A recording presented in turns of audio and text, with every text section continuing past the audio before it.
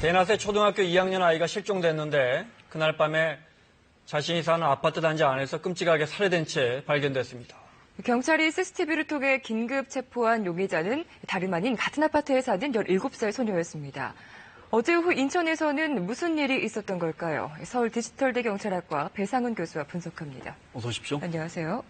이 17세 학교는 자퇴했다고 하고요. 이 피의자가 지금 거의 확실한 겁니까? 경찰은 뭐라고 합니까? 예, 경찰은 이제 일부 시인을 받았다고 합니다. 네. 자백을 받았고요. 물론 전체적인 어떤 범행 전 과정에 대한 자백은 하지 않고 있는데 네. 일부는 하고 있고 본인의 살인에 대한 부분은 이제 자백을 했다고 합니다. 그 부분은 인정을 하고 있고. 예, 그렇습니다. 네. 범행 동기는 아직 안 나온 것 같고요. 정신질환 알았다는 건데 정확하진 않다 그래요, 경찰 입장은? 예, 그렇습니다. 이제 정신질환이라는 게 참 경도도 있고 중도도 네. 있습니다. 그러니까 이제 이것이 청소년기에 나타난 거기 때문에 네. 정확히 이제 판단해봐야 될 것 같습니다. 네. 자, 실종된 지 10시간 남짓 경과 후에 시신으로 발견된 초등학생, 네. 그리고 피해자로 긴급 체포된 같은 동네의 10대 소녀. 대체 인천에서 어떤 일이 있었던 건지 이 사건 화면으로 정리해봤습니다. 아파트 옥상으로 가는 계단에 경찰 통제선이 쳐 있습니다. 어젯밤 11시쯤 인천시 연수구의 한 아파트 옥상, 물탱크와 엘리베이터 기계실 위에서 8살 여자 초등학생이 숨진 채 발견됐습니다.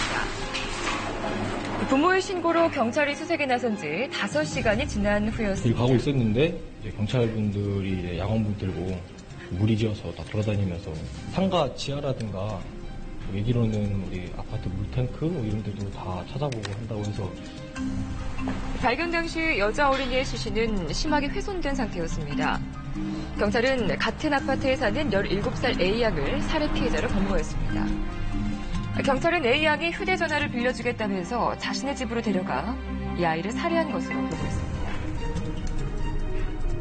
보건에서 놀고 있던 초등학교 2학년 여학생을 집으로 데리고 와 살해한 후 자신이 살고 있는 아파트 옥상 물탱크 시설을 위해 사체를 유기하였습니다.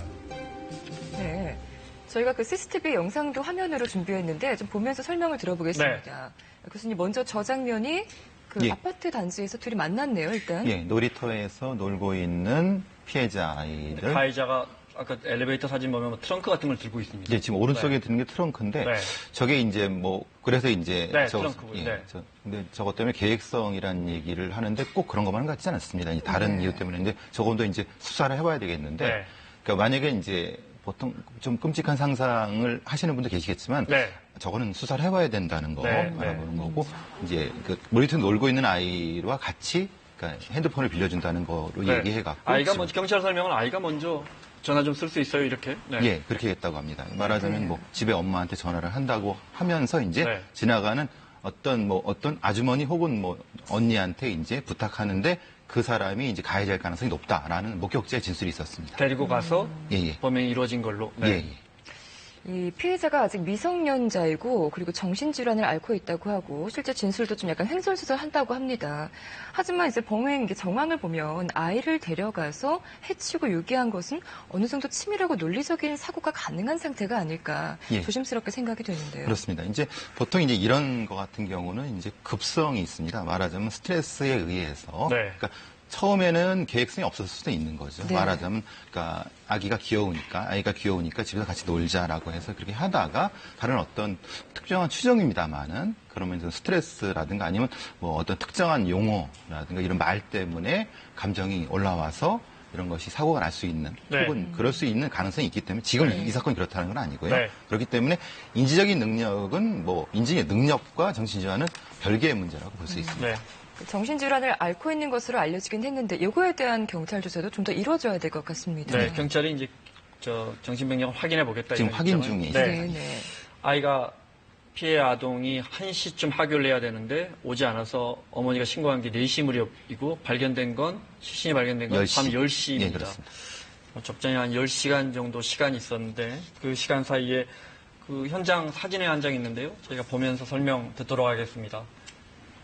예. 자, 시신을 가지고 저 계단을 올라갔다는 거 아니에요? 예, 그렇습니다. 이런 부분도 참 믿기가 어렵습니다. 네. 예, 그렇습니다. 지금 계단이 두 개가 있습니다. 네. 하나는 계단이고 하나는 사다리인데요. 네. 그 사다리 위쪽에 이제 사체를 유기한 걸로 지금 발표를 하고 있고요. 심하게 훼손했어요. 예, 예. 네. 그렇기 때문에 이제 혹시 공범이 있었는 이런 얘기가 있었는데 네. 그러니까 경찰의 이제 수사상으로는 네. 공범은 없었고 그 17살 소녀도 충분히 가능한 거라고 지금 발표를 하고 있습니다. 네. 이 아파트 가해자 피해자가 같은 아파트 살 그러니까 단지는 같습니다. 단지는 네. 같고. 그 동은 다르고. 동은 다르고. 예, 예, 그렇습니다.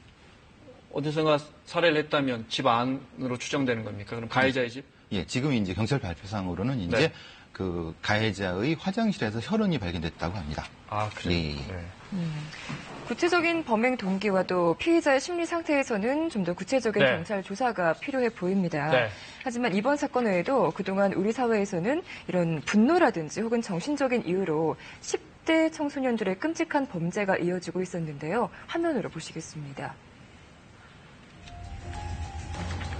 한 남성이 여성 뒤를 쫓아 아파트 엘리베이터에 오릅니다. 잠시 주위를 살피더니 그 가방에서 꺼낸 것. 네, 둔기인데요. 네, 여성을 지난해 때리고 대전- 내리칩니다. 내전이었죠. 네. 쓰러진 여성이 필사적으로 저항을 하고요. 다행히 엘리베이터 문이 열리면서 피합니다. 피를 흘리고 누워 계셨고 꺼즈라든지 붕대를 이용해서 응급처치를 했고요. 네, 경찰에 붙잡힌 가해자는 10대 청소년으로 지인과 말다툼을 한 뒤 화가 나서 벌인 일이라고 네. 경찰에 진술을 전혀 상관없는 했습니다. 사람 폭행한 거죠. 네, 맞습니다. 자, 2014년에는 2살짜리 아이가 이 건물의 3층에서 떨어져 숨지는 사건이 있었는데요. 가해자는 18세의 발달장애인 이 씨였습니다. 2살 정군이 복지관 3층 복도에서 놀고 있고요. 정군의 어머니는 CCTV 화면에는 보이지 않지만 아이가 잘 보이는 부모 대기실에 있었습니다. 근데 갑자기 이 화면 밖에서 갑자기 나타난 저 정이 씨는 발달장애인이었는데요. 정군을 데리고 가 창문 밖으로 던진 겁니다. 우리 애 한 번도 제 품에 안아보지도 못하고 저 세상을 가버렸어. 하지만 대법원은 이모 씨에 대해서 심신 상실 상태에서 범죄를 저질렀기 때문에 살인죄로 처벌할 수 없다는 2심 판결을 인정했고요. 결국 무죄가 선고됐습니다. 교수님 이제 범행 심리 같은 거 전공으로 하시니까요. 저 분노에 차서 그냥 엘리베이터에서 전혀 모르는 여성을 공격해요. 저런 건 어떻게 봐야 합니까? 그러니까 대상이 전이된 겁니다. 본인이 가지는 분노를 그 앞에 있는 걸로 무차별로 이제 폭발시키는 건데요. 네. 그 대상은 상관이 없습니다. 그건 단 이제 자기보다 좀 약한 사람들이 주로 공격 대상이 되는 거죠. 네. 아이가 될 수도 있고 노인이 될 수도 있고 네. 여성이 될 수도 있고 그렇습니다. 네. 네. 아무래도 자기보다 약한 사람을 공격한다. 예, 예. 두 번째 사례는 정말 많은 국민들 안타깝게 했던 사례입니다. 그죠? 예, 그 그렇습니다. 이제 법원에서 그렇게 이제 정신질환, 그 중에서 이제 상실이라 그럽니까? 심신미약, 심신미약. 예, 예. 네. 이런 상태라고 확인이 되면 지금 2살 아이를 던져서 사실상 살해했는데 무죄 판결이 났어요. 그러니까 예. 이제 정신적으로 판단할 능력이 없으니까 죄를 묻지 않는다 이런 겁니까? 그렇죠. 이제 그러니까 그래서 던져서 살해한 건 확실합니다. 네. 근데 문제는 이 아이가 이제 형사적으로 책임질 수 없는 네. 것이 되는 거죠. 네. 두 가지가 걸립니다. 그러니까 소년범이고 그리고 또 하나는 이제 상실이라고 봐야 되겠죠. 미약보다는 상실에 가까우니까요. 네. 그렇다면 이제 관리인, 그러니까 네. 부모나 아니면은 어떤 활동 보조인의 책임이 되는 거지 이 아이의 책임은 이제 면책되는 부분이기 때문에 좀 네. 안타까운 부분이 있습니다. 네. 앞서 살펴봤던 인천에서 있었던 이 살인 사건도 피해자가 그 미성년자였잖아요. 17세면 지금 고등학생. 피의자가요? 용의자가? 네네네. 그렇죠. 고등학생인데 네. 이럴 경우에는 미성년자에 대한 처벌은 물론 좀 어려울 것이고 부모에 대한 책임도 좀 있지 않을까 싶은데요. 당연히 되는 거죠. 네. 근데 이제 문제는 이제 지금 이 청소년이 네. 17세, 만 16세가 되기 때문에 형사적으로 책임을 질 수 있는 부분이지만은 네. 이제 소년범에 대한 부분이기 때문에 그 형량이 상당히 좀 낮습니다. 그리고 또 하나는 이제 혹시라도 네. 이게 정신적으로 문제가 있었기 때문에 이렇다고 하면은 그 부분에 대해서는 또 이제 간병이 될 수 있는 부분이 있는 거고 네. 관리된 책임은 분명히 부모가 져야 되는 거고요. 네. 거기에 대한 부분이 있지만 그것은 형사적인 책임이 아니라 네. 다른 민사적인 책임으로 넘어갈 수 있다는 겁니다. 형사적인, 그렇군요. 예, 그렇죠. 부모에게 책임을 물을 경우에 민사적인 경우엔 가능하다. 그렇죠. 예. 네. 그 정신질환에 대해서 우리가 기억하고 있는 가장 끔찍한 사건은 지난해 강남역 사건입니다. 화장실에서 기다리고 있다가 오랫동안 정신질환을 앓았던 젊은 남성이었고 기다리다가 그냥 아무나 들어오는 여성을 아주 잔인하게 살해했단 말이죠. 그 이후에 사회적으로 이런 사람들 좀 관리하는 시스템 강화해야 되는 거 아니냐 이런 이야기가 많이 나왔었는데 그 이후에 뭐 제도적으로나 법적으로 바뀐 게 있습니까? 그러니까 제도적인 부분에서 이제 그러면 어떤 중증에 있는 어떤 네. 정신질환자를 그럼 격리해야 되느냐 네. 이런 방식에 대한 논의가 많이 있었거든요. 네. 근데 그것만 가지고는 좀 부족하다. 그래서 전체적으로 어떤 지역에서의 전수조사 중심으로 해갖고 말하자면 이제 서울시 같은 경우라든가 서울시는 이제 구가 있습니다. 구에서 전체적으로 그러니까 중도 정도의 네. 어떤 정신질환에 있는 사람들을 전체적으로 관리할 수 있는 시스템이 돼야지만이 그 다음에 그걸 가지고 이제 아주 중증에 있는 네. 정신질환을 네. 관리할 수 있는 부분이기 때문에 서울시에서는 요 바로 추진하는 걸 알고 있거든요. 네. 근데 그게 지금 뭐 활발하게 진행되고 있는 건 아닌데 네. 활발하게 입법이 진행되고 있고 진행이 되고 보통 이제 어떤 뭐 정신적인 지방자치단체에서 네. 이걸 해야 되는 거거든요. 네. 그 지금 네. 중증 정신질환을 앓고 있을 것으로 수정되는 사람들이 혹시 얼마나 되는지는 파악이 되고 있어요? 근데 참 안타깝습니다. 근데 네. 그거를 파악하는 게 이제 좀 다릅니다. 왜냐하면 이것은 이제 범죄적인 측면에서 봐야 되면 경찰에서 봐야 되는 건데 네.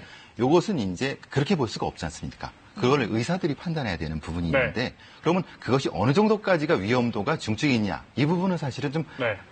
모호한 부분이 있는 거죠. 네. 아니, 이제, 제일 중요한 부분입니다. 그러니까 이런 일이 되풀이 되면 불특정 다수의 그런데 사고 났는데 정신질환이었거나 미성년자의 분노에 의한 살인이었다고 하면 특히 정신질환을 과거에 앓았거나 지금 앓고 있는 사람에 대해서 그러니까 제가 알기로는 뭐 아주 그 범죄를 일으킬 가능성이 높은 사람에 대해서는 경찰에서 확인 정도는 하는 단계까지 왔다고 들었거든요. 네, 그렇습니다. 이 부분을 좀 강화하는 수밖에는 이걸 막을 수 있는 방법은 없을 것 같은데요. 네, 그렇습니다. 그러니까 보통은 예전에는 자진해서 신고하는 정도인데 네. 그건 사실 불가능합니다. 네. 그건 어느 부모가 자기 자식을 이렇게 하겠습니까? 근데 이제 그것을 이제 지자체에서 담당해서 지자체와 경찰이 같이 이것을 일정 정도 관리하는 시스템으로 가야 되는 거죠. 네. 지금 상태는. 네. 뭐 여성들 그리고 또 나이가 어릴수록 대낮에 이렇게 길을 지나다니는 것, 또 네. 아파트에 있는 것, 놀이터에 있는 것조차도 안심할 수가 없는 상황인데 이런 불안감이 계속되고 있지 않습니까? 이걸 어떻게 좀 방지할 수 있을지 의문이 기본적으로 관리 커지는데요. 책임은 이제 특히 가장 위험한 부분이 통학로, 놀이터 그리고 이제 가장 부분이죠. 네. 그 부분에 대한 관리 책임을 주체를 명확히 하는 겁니다. 지금 놀이터 부분을 관리사무소에서 해야 될지 아니면 다른 데서 해야 될지를 좀 애매한 부분이 있거든요.